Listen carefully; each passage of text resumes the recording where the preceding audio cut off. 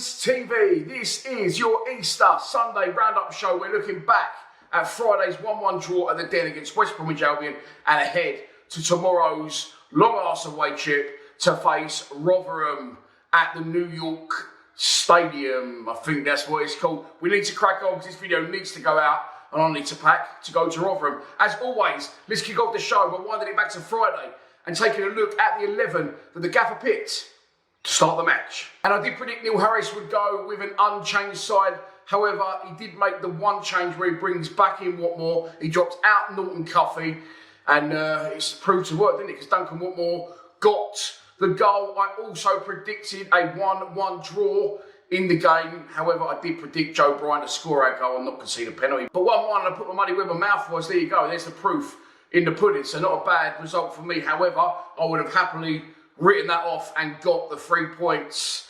But it wasn't to be. It should have been. And, you know, it's frustrating, yes. It's a point I predicted before the game. It's a point I definitely would have taken, as we know. But on reflection of a combination of missed chances, the referee and West Brom and Jed Wallace especially been absolutely shit. We should have had all 3 points, which would have took us further away from the danger / drop zone. But look, the game starts out and West Brom are popping it nice. They're doing this thing where there's a thing where you take the short goal kicks and the centre-backs go on the points of the 6-yard box.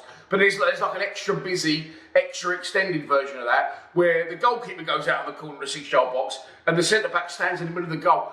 It's too much now. It's just getting too much in football. What is the point in that? What difference can it make who does what? But it's a busy job. And look, yes, they did keep the ball nicely for the first 15 minutes. But Sarkic had no saves to make in the game. The only time he properly dived was when he dived for the penalty and had to put it out the back of the net. We dominated the game after the first 15 minutes, and it was a Neil Harris special, a Neil Harris speciality, because as we know, we've got teams down there before on paper we maybe not should be beating, although we do have a good record against West Brom. And we don't, how can I explain it? We don't drag them down to our level.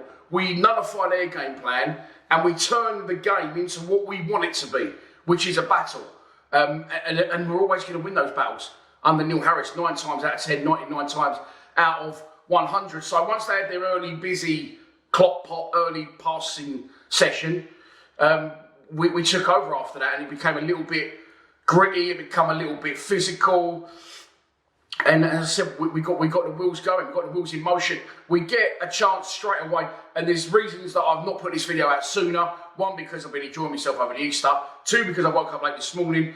But 3, I wanted to try and find the penalty appeals. Now the first one, George Honeyman, I'm right there, right behind the linesman. Second one, second half, Watmore is down the other end. So I actually had to subscribe to Millwall TV this morning so I could watch it back. The Honeyman one was on the extended highlights. The Watmore one wasn't, so I've had to see it and sift through some of the second half. But getting to those penalty appeals, the first one was just before we scored our first goal. I'm going to put a few stills in there. If you can watch it on Millwall TV, watch it. You don't need to watch it. Let me tell you that it's an absolute stone fucking wall penalty. Right where I sit, I'm right behind the linesman, and they just seem very. It seems especially on that side. It's happened a few games now where I sit. They just seem very inactive, the linesmen. Like they've forgotten what they're there for almost. Do you know what I mean? He soon livened up the second half when shocking exactly the same location of the pitch. They had a penalty appeal. But look, Honeyman crosses the ball. Yes, the West Brom player's close to him, but as you can see from them stills I put on the screen, his hands in an unnatural position. It almost hits both hands. And one still actually looks like he nearly catches the ball. Stonewall penalty, linesman right there, not given. The ref actually, in real time, I can tell you, had a right good long look at the linesman, wanted him, you know, let me know, give me something. And he did nothing, basically. Forgot the flag was in his hand.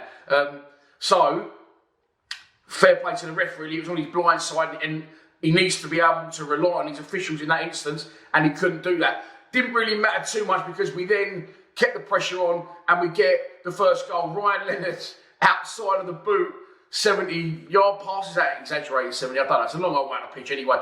Their defender. I said if we're going to try and release Obafemi, you know, who isn't predominantly probably a Millwall / Neil Harris type striker, then you've got to try and get balls through the middle for him. We did try a couple over the top. the way it leaves for him, but try and slot a few along the floor because he has got the pace. Leonard didn't put this one on the floor. He did try it through the middle. Their defender, it's a mistake. Yes, he's stretching and he's trying to help it back to in an area or back to his goalkeeper. It's a perfect assist for Duncan Watmore, and Watmore runs in, composed, people up his arse, opens up his body, keeper comes out. Still got a lot to do. If you've got like a lot of time in those situations, it can sometimes be worse than having no time. Well, on the flip side of that, Duncan Watmore's second half one, he missed. But anyway, look, the goal he scored, done well, very composed, slots it past their goalkeeper, and we are 1-0 up. After that, Ryan Leonard again tries the exact same ball, and it's the Obafemi one. Obafemi's through. He absolutely has got to score and put us 2-0 up at half time, put us out of sight. And he doesn't do that. Again, maybe he's got too much time to look at it, but the keeper's standing up, just slid it past him on the floor. He's just literally dollied one straight into the goalkeeper's palms, and it's a huge let-off for West Brom, and that was pretty much half-time. West Brom were booed off by their fans. They were terrible after the not-so-bad start for them. And then into the second half, we more of the same. Other than the first I always find the first 10, 15 minutes in the second half is sort of dead time. People go down for a pint. They don't all come back up until about 55 minutes at least. And the game seems to have a little bit of nothingness about all games at home until it kicks in again about the hour, which is what happened. And we did have more chances. And again, it's the one I mentioned. It's the Watmore one where it's good play from Fleming. Obafemi stabs it through to Watmore. Watmore then takes the opportunity to half step over the ball, but then it's his first time. And he's got Honeyman overlapping him. Honeyman was brilliant, by the way, in the game. Honeyman, Saville, and Leonard were my three best players. Leonard was man of the match, and he's just getting so good. He's fucking so good. He's so old, but he's so good. He just gets better with age. And I hated the man. I thought he was useless for years, and he was under Neil Harris. First time round, did nothing, didn't get involved in football matches. He just turned into a brilliant fucking player for us. And he'll probably win player of the season. And my mate was saying to me yesterday, who do you think is player of the season? I said, Ryan Leonard. And he said, yeah, I think so too. But he's hard. Bear in mind all the time he's been injured. And I said, well, that just proves what sort of season we've had, really, doesn't it? It has been one of those sorts of seasons, but we do look like now, touch wood, that we are going to survive it. West Brom came back into the game slightly. Jeb Wallace went off and he was captain. That's how bad he was on the day. But he didn't look happy, did he? But if you're captain of that football club or any football club, you don't take the skipper off unless in an emergency. So that just proved that little Jed had an impact on the 90 minutes and he came off the pitch. They made a substitution, didn't really affect it. They had one player that was out on our side in the second half. I think he's number 31. Skinny fella, but fucking hunchback of Notre Dame. He was decent. He was getting on the ball, and he was starting to cause us problems in those areas where eventually is where the penalty came from. Again, in real time, I didn't think it was a penalty because he sort of moves the ball, shifts it, and then yes, Brian swings the leg. He goes very dramatically in the air, and it looked like minimal contact. On reflection of seeing Joe Bryan's reaction, which is head in hands, oh my God, what have I done? It was a Stonewall penalty, and watching the replay back, yes, it was a Stonewall penalty. Jonathan Swift steps up, dispatches it, and it's 1-1. After that, we go up the other end, and we try and get the winner, which is what I liked about Harris.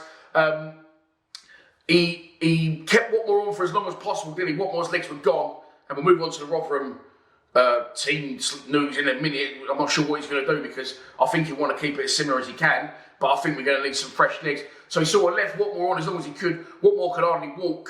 And I think that was before they scored, so maybe that had an impact. But I admire the gaffer for sort of going a little bit more. I think Honeyman came off and he brought on Longman going for a bit more attacking input. So Joe Bryan's limped off in the game as well, by the way. And again, it's what I said the other day, Nino had a Malaki out on loan, but that's other news for other times to fill. Adam Mayer, I think about this the other day, he's a Millwall player. We signed him, okay? A lot of you don't know a lot about him. I know a little bit about him. And he has played a lot of first team football for Morecambe. As a left wing back, yes, I know it's fucking Morecambe. I don't know what league they're in. Is that bad? 1 or 2. Anyway, he's young, he's hungry, he's a Millwall player, he's left footed. This Watmore, Honeyman, Longman, Norton Cuffy alternation process some of those players that are getting to come on, like Longman, like Norton Cuffy. Norton Cuffy had a really good spell under Joe Edwards, but he's not been doing this. He's very erratic. He's exciting us, yes, but I think that's because he's erratic and you don't know what the fuck he's going to do. But this alternation process that we've got with Honeyman and Watmore not so much because they're Millwall players. This process where they're alternating, it doesn't, I don't think a lot of them, I'm trying to say, are warranting coming on. They're coming on, then doing nothing, and then they're still getting the opportunity to come on in the next game instead of Adam Mayer. And the two I mentioned, Norton Cuffy and Longman, they're not Millwall players. We're not going to sign those players. I'll be very, very surprised if we try to sign either of those permanently. So he's young, he's fit, he's keen, he's got first team experience, he's left-footed, and he could do a job in those situations. I don't think it hurt at all. You know, I know what we're going to get out of Longman. Well, actually, I don't, because he's fucking the most bipolar footballer in the world. But you know what you're going to get out of Longman, and you know what you're going to get out of Norton Cuffy, bringing him on for the last 20 minutes. Would it hurt to bring him on? Especially tomorrow at Rotherham, maybe. But look, I've nearly fucking gone on forever, and I need to get this finished. The last thing I was going to say was the second penalty appeal for us. I've watched that back on Millwall TV. Duncan Watmore collects the ball, cuts him, and it's a really good tackle. It's actually a really, really good tackle for the West Brom player. So no penalty for that one. It finishes 1-1. A point we would have taken, yes, but some will feel it was a missed opportunity for free. And let's move on to tomorrow's game at Rotherham. Managed by Liam Richardson, they are rock bottom of the table. They are miles and miles adrift, and they are going to get relegated.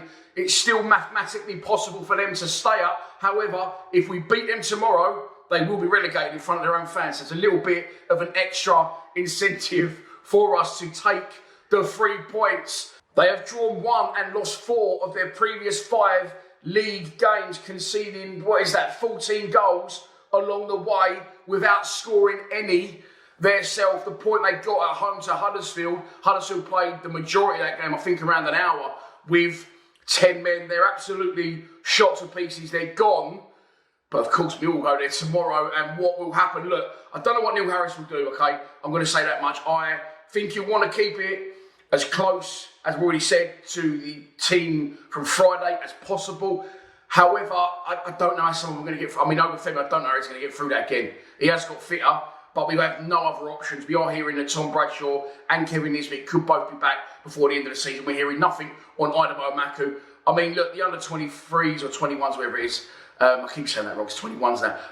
They won again, they scored 10 in their last 2. Would it hurt to take Tom Leahy, Abdul Malik and Nana Boateng along, even Shamal Olsen, or 1, 2 or 3 of one of those 4? Would it hurt to take them along and get them on the bench? Because if, God forbid, we do get a couple of goals up, Adam Mayer can come on. You know, one of those boys can come on. We've got no other strikers, so it wouldn't hurt. Tom Leahy, I'm telling you now, will score goals in our team if he gets service. He won't score goals in our team because no strikers score goals in our team doing the current role, which is running around with your head up your arse, chasing the down lost causes. If you can put chances for Tom Leahy in the box, he will score goals for our first team, 1,000,000%. But the lack of service is a problem. But tomorrow, it may well not be. Will he change the Saville-Mitchell combination? I'm just going off the back, you know, we need fresh legs potentially. I think, you know, it wouldn't hurt to give Savs a rest, although he's pivotal, and for me, he's up there alongside Leonard Wood player of the season. But a lot of you are chomping at a bit to see Casper de Ballon d'Or come back in. Wouldn't be a bad thing, would it? You got the 4 wingers, quartet, the Norton Cuffy, Longman, Honeyman, Watmore combo. You got that to alternate as well. And of course, Joe Bryan is injured. He went off injured in the game, so I'm expecting Danny Mack to come in at left back. But look, I'm not sure what the gaffer do, but let's move on to prediction. And so, this is your pre-match prediction. And here we go. This is at the point where we would usually say, they're getting relegated. They ain't scored in 5 games. They've shit 15. You know what's going to happen now. They're going to go and beat us. They're not. We're going to win the game by 2 goals to 0. Michael Obafemi and Zian Fleming on the road for the Lions will push us a little bit further, closer to safety, which could potentially set us up for a championship decider next weekend at Huddersfield. And so that's your lot for this Easter Sunday Roundup show. I've tried to keep that short, but I'm looking at the clock, and as I filmed it, it's saying 20 minutes bang on almost. So I need to try and cut that down. I need to get this out, so I need to stop talking. But listen, share this video for me. Do me a favour, because it has not going to have long to run until it's dead content again, and we're back in the seat for Rotherham content tomorrow. I am travelling to Rotherham. I will see you there if you're going. Please subscribe to Lions TV. Come on, you Lions.